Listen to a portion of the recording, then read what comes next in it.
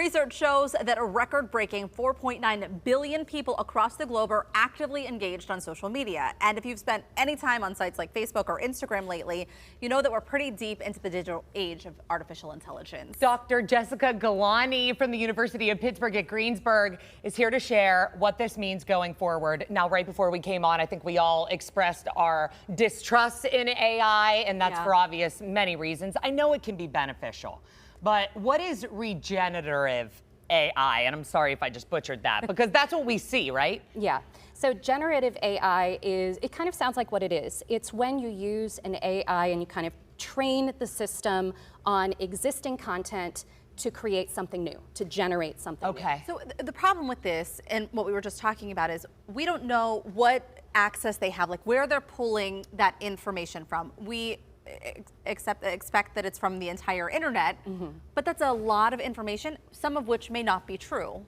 Yes, and that's a huge problem from an ethical standpoint. From a standpoint of information quality, I'm a researcher at the Pitt Disinformation Lab, and one of the things that we're concerned about is good information in the community. And if AI is pulling from questionable sources, which according to different viral examples, it's pretty clear that these proprietary systems are, that's a huge problem. And the technologists behind these advancements aren't willing to share where they're getting that information from. They call it a proprietary thing. They don't want to kind of diminish their business potential. But it does seem, there are examples of it pulling from like Reddit, from The Onion, and presenting it as fact. I mean, it's really God bless my Nan. When she was alive, she would send me Onion headlines. Can you believe what I tell you weekly?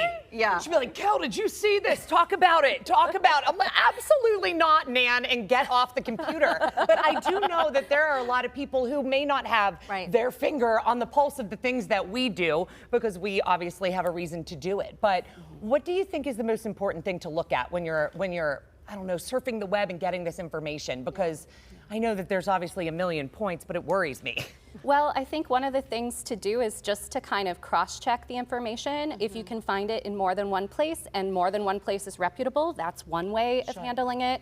But when you see the synopsis on Google AI Views, for example, which they rolled out in mid-May, they put it at the top of that search result, which is the most important thing, and it sounds definitive. So that, to me, is really what's alarming about it. We have to kind of have a clearer understanding that that's not true all the time. And the timing of this is really important too, because we are in a political season, and we went through this before, and there's so much that can be shared, even links on Facebook.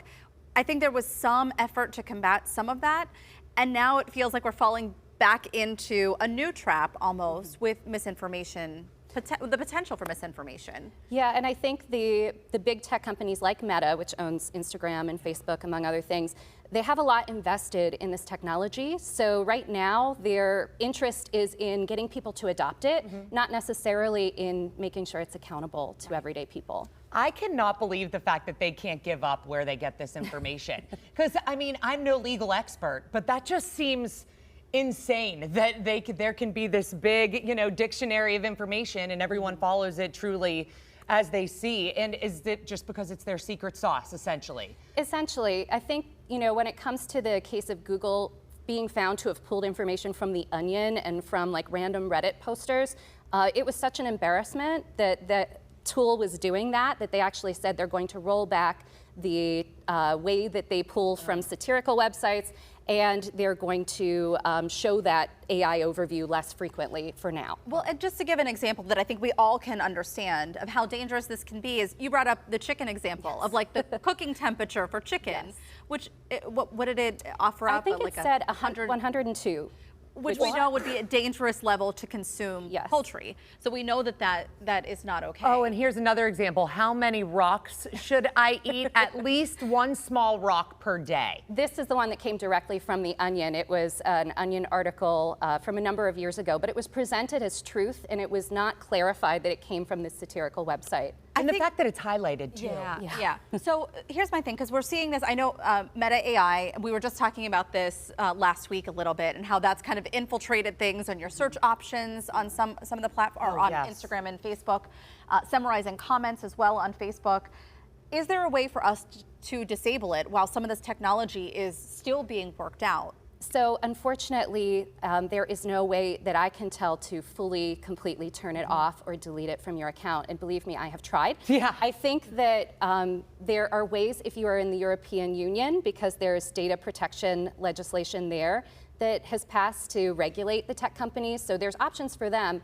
But for us, they kind of, if there's any option even to turn it down, it's hidden through a practice called deceptive design. So you basically go through all of these, clicks and try to find it, and then it's basically hidden because they don't want you to disable it.